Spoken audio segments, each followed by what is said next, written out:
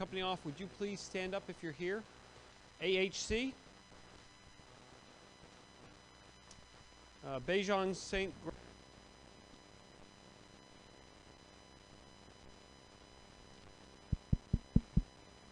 Can you hear me? I'll say what I said earlier. If you have some friends out there who are taking another coffee break or a cookie break or something, and you want to let them know we're going to start so we can stay on track because we have our business meeting later, and then so the bar opens. But good, awesome news. If you didn't hear that, the bar is going to be open before 6:30. All right. So stay until Chris Williams gets done. He always gets the short straw and ends up at the last presentation. And but I think in his bag, in his briefcase, he's probably got a bottle of Crown. So if you, I'm teasing. It's part of a longer story.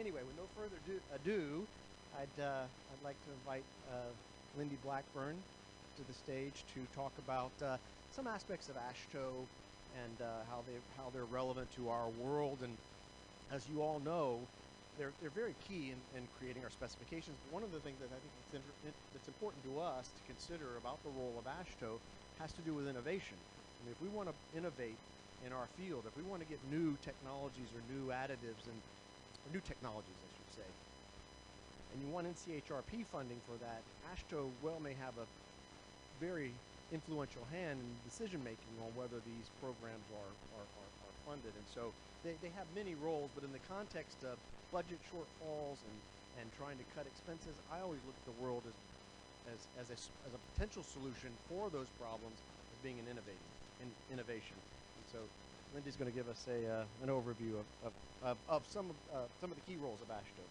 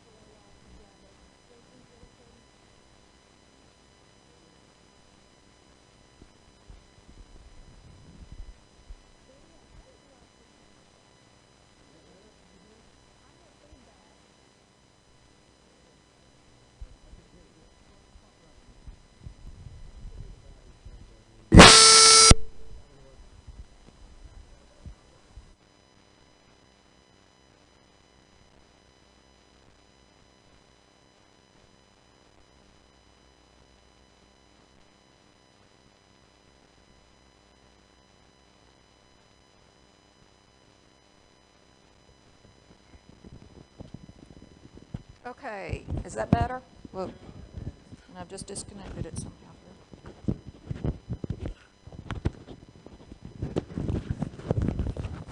Oh well. Yeah, okay. All right, as I was saying, let me think about where I was. But the difference between what we actually get and what the bill says we're going to get can be some drastically different things. And so I really then liked the follow-up from the guy from Washington where he stated, you know, look at where we were, but hey, guess what? We passed our own tax. Now we've got some money and we can start doing some things and we can maintain our level and maybe get a little bit ahead of what's going on. You balance that then against what Nevada came up here and spoke about, and you saw the drastic dip in what they're going to be able to do this next year versus what they have been doing in the past. And they need to be rightly concerned, and it becomes even more critical.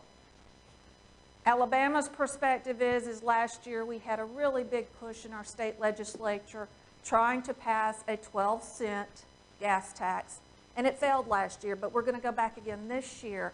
And it's not often that you have DOT officials really going out and talking to legislatures, but we have that this time around because we are desperate, because we can't maintain the system with what we've got going on right now. And so those are the perspectives that we're working with. And so you want to say, okay, how does this affect you as modified asphalt producers or suppliers, or the suppliers for the ingredients that go into all of these things? And it goes back to, we went through SHARP, we came up with some aggregate properties that we thought were the aggregate properties to help us make the best mix. Then we looked at our mix designs, and we came up with not such a unique concept, but a very solid one of volumetric design processes. So what does that leave us? Well, that leaves us the glue that makes things stick together. The glue is actually something we can innovate, improve, and help to extend the life of our mixes. So asphalt is the one ingredient in our mixture that we can still make some changes on and maybe see some long-term improvements that we haven't seen before. And so as a state DOT and as a member of AASHTO, this is an area that's real important to me, which is probably why I ended up volunteering to be on AASHTO's 2B committee for asphalt. So that's going to lead me into what I'm going to talk about today as far as AASHTO goes. So what's next for AASHTO specifications? And this first one, when I read this, I didn't know what my title was until I read the agenda, and I read this title, and I thought, oh, okay, what's next? What's really happened? This is what happened to me this year with AASHTO. Oh my gosh, no more printed books. Do you know, in putting together this presentation, I had all 5, there are 5 volumes, I had all 5 volumes open at one point on my desk. If not for the only reason other than to figure out what the names were that went behind all the letters and the numbers. So this is the biggest thing that's hit me, that's kind of depressed me. So if you want to access your AASHTO specifications this next year, you're going to have to do it through some web method. AASHTO is providing a web method. There's IHS and there's some others, but you know, the reality is that you're stuck going to the computer now, and you can't just reach behind you and pull the book off the shelf. So I'm a little bit depressed about that, but I think I'm kind of outnumbered because everybody likes technology. Okay. So AASHTO technical sessions. We have a bunch of technical sessions. They start with 1, and they go down to the 4s, and there's A, Bs, and Cs. Everything to do with asphalt is in the 2s. 2A is emulsified asphalts. 2B is just asphalts. 2C is asphalt aggregate mixtures, and 2D is proportioning of asphalt aggregate mixtures. I managed to leave those 2 off of this slide accidentally. So I'm going to talk to you today about what we're doing, just an update on where everything is with these 4 tech sections, the specifications that they've touched in the past year, the provisionals that we've looked at, and things of that nature. So let's start with 2A emulsified asphalts. The chairman for 2A is Ron Horner. He's from North Dakota, a very nice man. Their mid-year meeting is coming up on February the 22nd. So it's right around the corner. You haven't missed the mid-year meeting if you'd like to attend it. Let me get this out of the way. In 2015, these are the standards, the set standards that 2A looked at. They looked at M140. They made a lot of revisions to M140, and there were a lot of comments back, I believe, and so we're still working on M140. The other thing that they looked at was M208, which is your cationic emulsified asphalt, and 316, which is your polymer modified cationic emulsified asphalt. Basically, both of these were being edited to include additional emulsions. T59, which is our testing specification or our testing method that goes into all the testing on emulsified asphalts. They're doing work on that. And they're doing some work on R66, which how to sample from between your storage tank and your mix plant and things of that nature. Those are the ones that they were just working on that are specs. Now, here's some that were balloted to move to full standard. We had the TP91, determining your asphalt binder bond strength by means of the binder bond strength test, the BBS test. We also voted on moving to full standard PP71, which is certifying suppliers of emulsified asphalt. PP72, recovering the residue from emulsified asphalt using low temperature evaporative techniques. That one actually interests me a great deal as a state because doing distillations, time consuming, tricky, sometimes they go well, sometimes they don't, depending on what kind of mood the chemist is in and whether or not they're paying attention to everything. But finding a good way to get asphalt that we can test from our emulsified asphalts is something that as a state DOT I'm very interested in. Now here's the ones that are coming up. These were voted on to become provisionals, and this is where 2A has taken a step in the direction that's not what you might consider a materials-oriented direction. It's been a rule of thumb or past practice that subcommittee materials handles a lot of different things. We tend as materials people that when we see a problem or we see an issue, we like to help people, we like to fix things, and we like to step in and see what we can't do. And golly gee, you'd think construction would write specifications, but materials writes specifications. We have 5 books, remember? So they stepped in and they saw some real needs in the area of pavement preservation. Wow, we went dark. Okay, sorry. Okay, so so they saw a need in pavement preservation. And of course, what is used mostly in pavement preservation but our emulsified asphalts. And so these guys stepped up and saw a gap, and they felt the need to fill this gap. And one of the things that we were voted on for provisionals is one, materials of emulsified asphalts for specifically chip seals. Specific asphalt emulsions for chip seals. We also looked at a design practice for chip seals. Nowhere has that been kind of recorded in a document that a state could refer back to somebody on. You know, there's lots of design methods out there, but none of them had the seal of delivery of being in a book, if you will. We also have materials for microsurfacing. Again, we heard yesterday, all microsurfacing according to ISSA. Well, guess what?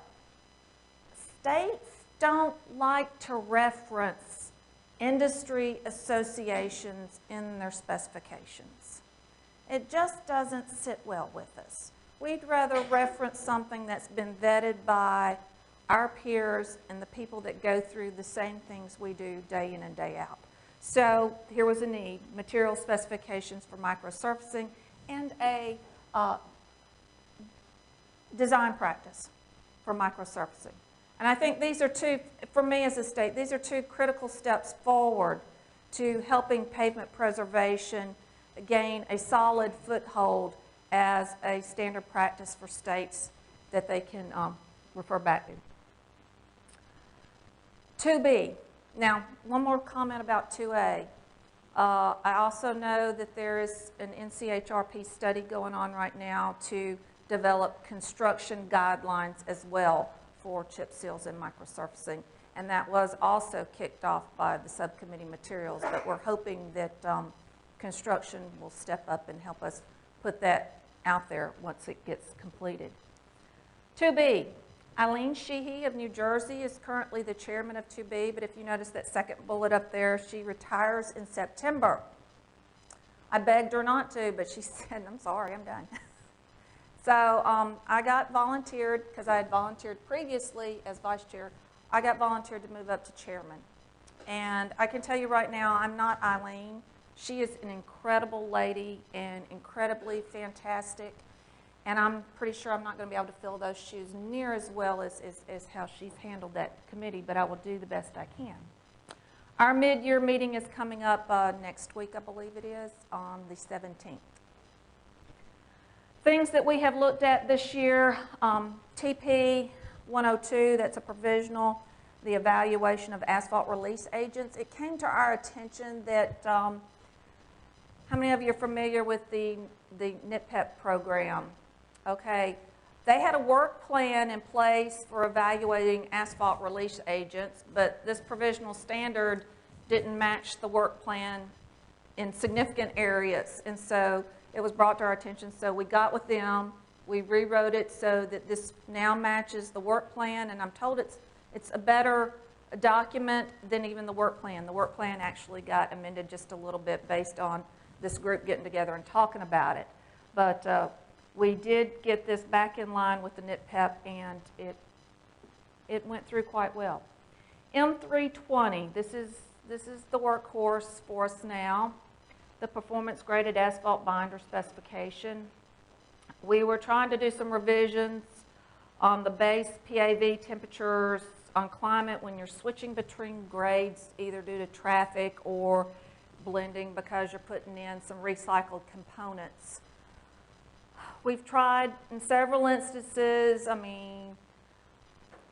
how to word this. Matt Corrigan came up with a lot of good wording, and we looked at several different variations of that. At one point, Eileen was floating around 4 different versions, and she asked me, which one do you like the best? And we voted on one. We selected one and voted on it.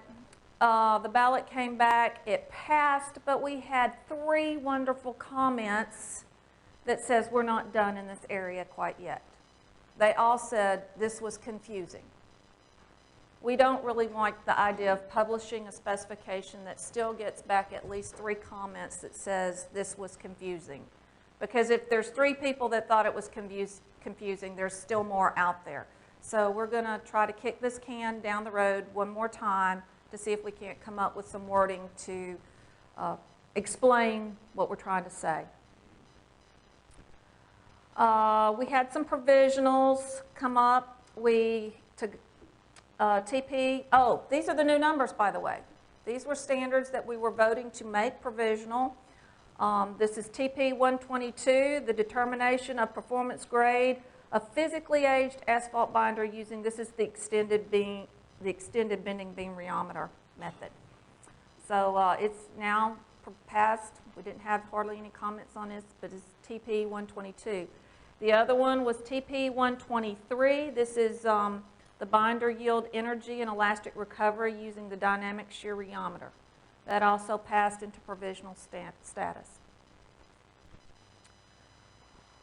We had some reconfirmations, and typically what you hope on reconfirmations is, well, this is the area, whenever a standard comes up for reconfirmation, if you've got something that you don't like on it, or if there's something that's bugging you about it, or what have you, this is the time frame when people jump in and say, hey, I'm going to they typically say, okay, reconfirm it, but here's my comments. And typically those comments kick off investigations, and they kick off task forces to look and see what's wrong, what can we improve, how does it need to be modified. And we did have some comments come back on 2 of our standards. R28, the accelerated aging of asphalt binder using the pressurized aging vessel, the PAV. Some issues came up during an AMRL surveillance audit that the PAV was not able to release the pressure in a linear rate. Linear rate is specifically spelled out in the specification. So we're probably going to have to look at that to see, is linear rate absolutely necessary, or is it or not, and go forward from there. But we're going to be looking at R28 this next year. TP 78, detecting the presence of phosphorus in asphalt binder. Thought this one might be interesting to y'all a little bit. It's reached the end of its life as a provisional standard. When we vote a standard into being provisional, it's got 8 years to get to where it's going and become a full standard. If at the end of 8 years it doesn't, it comes up for a vote. It'll either go forward or it won't. And you think, well, this is AASHTO, things always go forward. Well, there's been several, at least 28 documented cases that I'm aware of that the standard went away. And so this is one that's reached the end of its provisional life. If there's other interests besides the states out there that want to see this stay or become a standard, states need to hear about it, because I don't know how many states are running this test method. That will probably be one of those things that gets surveyed out real quick. How many of you are actually using this test method? But if it's being used by others, we certainly wouldn't want to kill it. But it's reached the end of its life. We're going to have to do something with it this next year. We have a couple of new task forces in 2B. We're rewriting T48.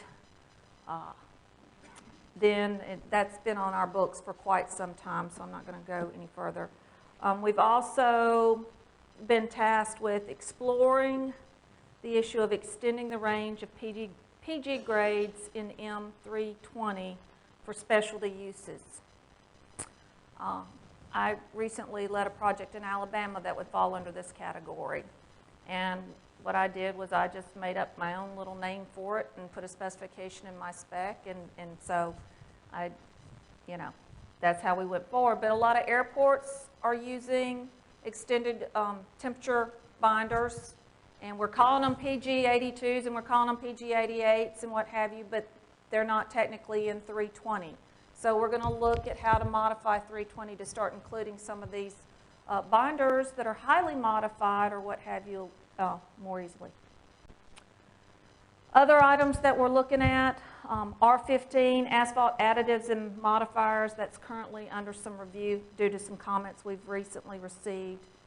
T51, the ductility of asphalt materials. This one was brought to our attention. It refers to an ASTM standard that's been deleted. So we're going to have to figure out where we go from there with it and if it's needed. Then Texas is bringing to our attention a PG binder type specification for surface treatments, and they're going to present that to the TS for our consideration as well. That should be interesting. 2C, asphalt aggregate mixtures. Alan Myers with Kentucky is the chairman, and tomorrow is their mid-year meeting. I wasn't real privy to which ones of these, what all of Alan's standards and all were. They were just all lumped in the subcommittee materials ballot together. So this is just a running list of the standards that they're looking at. And so I apologize. It's a really long list. 2C is a very active text section. They're looking at the PP75, the vacuum drying compacted asphalt specimens. We were actually, I know, moving that one towards full standard. That's a piece of equipment that's been very useful to us as a state. R67, this is, did you realize until recently we didn't have a standard on how to take asphalt cores? So now we've got to practice on how to take asphalt cores. We're also looking at some things with our heavy-duty T166, which we use day in and day out. T308 binder content with the ignition oven. The Hamburg is also having some tweaks. If you notice, the specs that we use the most are the ones that get tweaked the most. T355, in-place density by the nuclear method, has got some things going on. TP72, the quantitative determination of the percentage of lime in hot mix asphalt. Determining the interlayer shear strength of asphalt pavement layers. This is a new provisional 114. 115, determining the quality of tack coat adhesion to the surface of an asphalt pavement in the field or laboratory.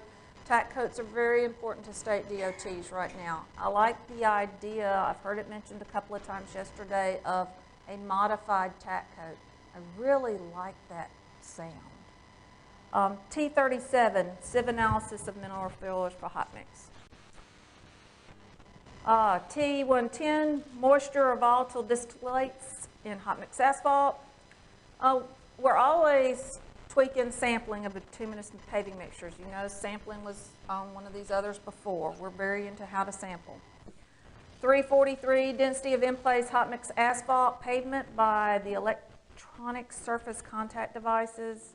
We don't want my opinion on that. Quantitative determination of the percentage of lime in hot mix asphalt. That's a pretty good one. Bulk-specific gravity of compacted bituminous mixtures using water displacement measured by pressure sensor. We really need a good way for bulk-specific gravity.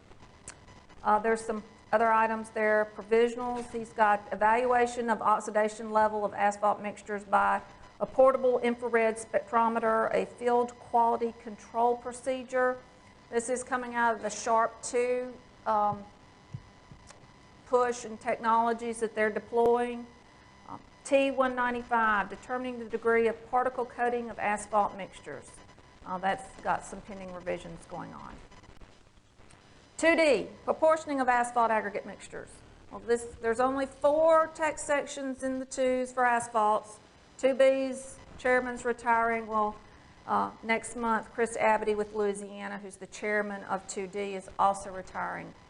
And we don't have a replacement for him right now. His vice chair was just shanghaied last year to be vice chair and had never been is new to the SOM. So they didn't feel like they needed to throw him to the wolves quite yet. So we're looking for a chairman for 2D right now. Its mid-year meeting is on February the 19th. They've got some provisionals that they're looking at. They're determining the fracture potential of asphalt mixtures using the semicircular bend geometry at intermediate temperatures. This is the fatigue cracking test that we're all on the big hunt for. Flexural creep stiffness using the bending beam rheometer. This text section is really, we feel like we've solved rutting. Modified asphalts basically helped us solve rutting. Now we're trying to solve fatigue cracking and cracking. R35, there's some volumetric design for asphalt mixtures, some changes going on there. And this is the end of my presentation. I told them I'd get them back on time, and these are the only pictures I had, as you noticed, but these pictures are very dear to me, as you can tell. Does anybody have any questions they'd like to throw at me? Okay.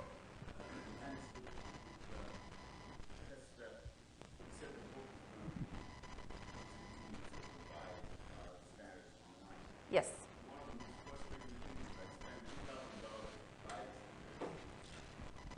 Thank you. My question is concerning the standards. I spent $2,000 to buy the standards, and then I go to check a standard in there, and it's referring to something ASTM. So I have to turn around and go and buy an ASTM standard, yet I've already spent the $2,000. The hierarchy of the old hierarchy of our specifications, there were A standards, B standards, and C standards. C standards were those standards that were identical to ASTM standards. In fact, we had to pay copyright royalties to ASTM when we published those standards in our book. So we elected, because of cost reasons, not to publish the C standards anymore in the AASHTO books. A lot of text sections have started going through and deleting the AASHTOs. Completely deleting them from our books and from our not from our records, but from our pages because of the ASTM being out there. So I know recently, text section 1B, we deleted M92, which is sieves, and so now everything's going to refer directly to E11. So a lot of text sections are cleaning up where those duplicates existed, and we're not publishing those C standards anymore. B standards are standards that are jointly shared, ownership is jointly shared between ASTM and AASHTO.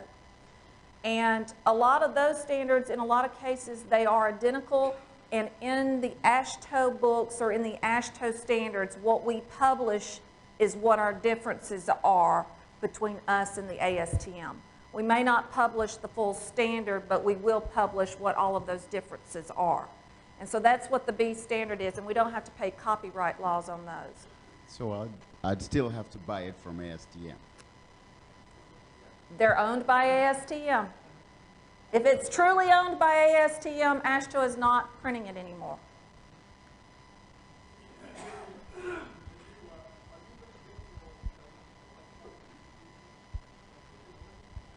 That's what, hey, when they're not publishing that book, it's supposed to happen this next year.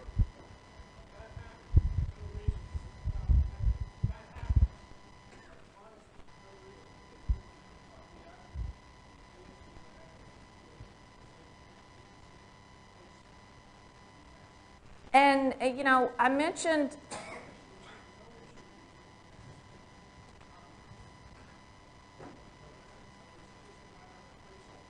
but it's in how you, if you purchase the ability to look at the ASTMs. And that's one of the, AASHTO is putting out their web version, but it's available, I mean, our DOT, because I don't want to push anybody's system, but there's systems, companies out there that will give you access if you pay a subscription fee.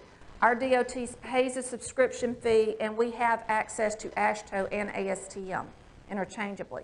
But we pay for that subscription fee to have access to both of those. So, yes, it's available. It's just only available on the web now.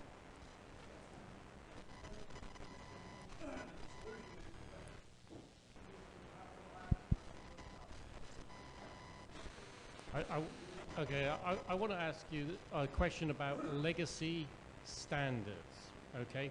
I think if I'm right, when you subscribe to the AASHTO, you get a subscription for a 1-year period, and that's to the current standard. Yes.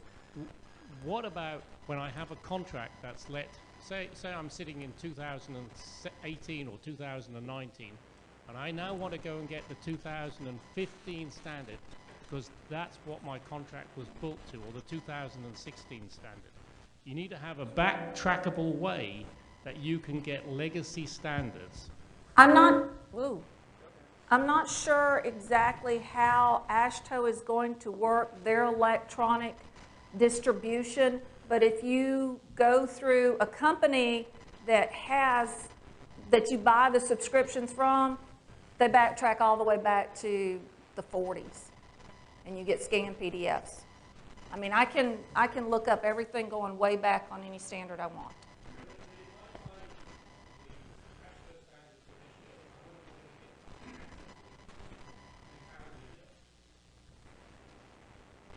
I will carry that back to them. There are third-party companies like IHS, like Lyndi said, that carry the back standards. You can order them from there. ASTM standards, you can get a higher level subscription, and you can get them directly through ASTM. So that's a problem that can very easily be dealt with. Yeah, both parties are going to be selling their own subscriptions to you, but I would go through a third-party subscriber so I can have access to both. I have to admit, I do enjoy being able to pull up. And the other issue on the jointly managed standards is the fact that they're jointly owned, but they very definitely are not jointly managed. This is true. So AASHTO manages theirs, ASTM manages theirs, and the difficulty is they revise them independently as well. True. So the two groups try to keep close together and communicate on what's going on, but it's an ongoing challenge to do that and keep them standards as consistent as possible. Well, I do know there's been efforts on several parties' behalf to try to do what's called harmonization. I know 3A, the cement tech section, they have done a lot of work doing harmonization between AASHTO and ASTM. So there is efforts, and we recognize the need to work together, but it's been difficult to get parties involved to agree to work together.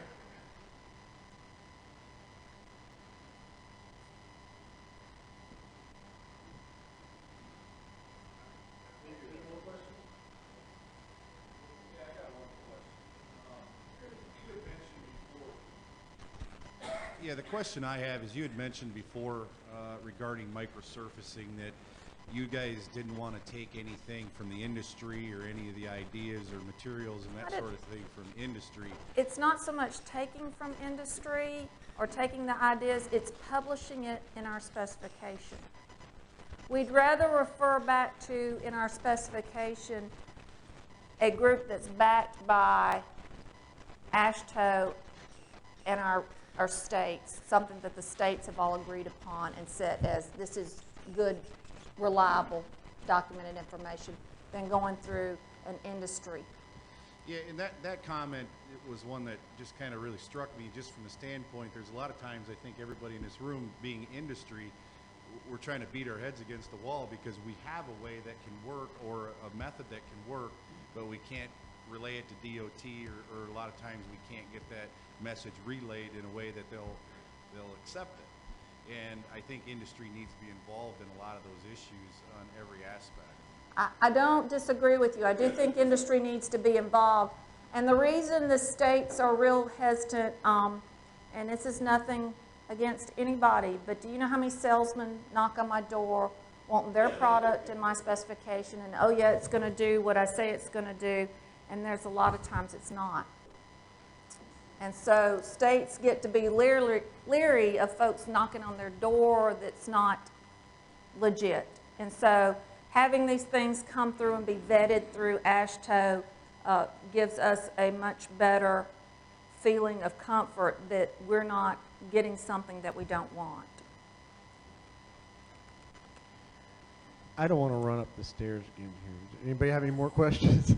I'm kidding. I don't ask any more questions. I'm kidding. Any more questions? No. Okay. Well, another round of applause. Thank you.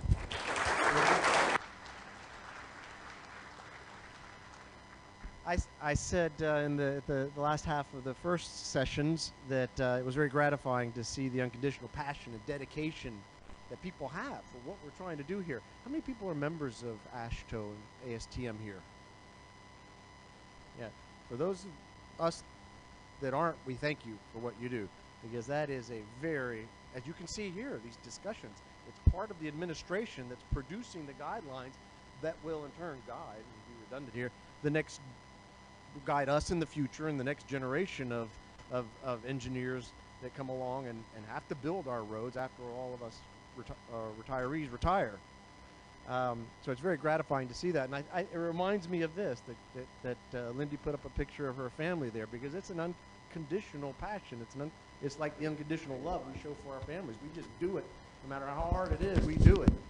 And which further reminds me, my daughter asked me one day, she's 10 years old, and I take her to the bus stop every day because it's five miles from the house, and we're sitting in the car, and she's heard Mommy and Daddy talk about unconditional love. She said, Daddy, what's unconditional love? And so I thought to myself, well, that's a mommy question. But she said, what is it? So I took a stab, and I said, well, it's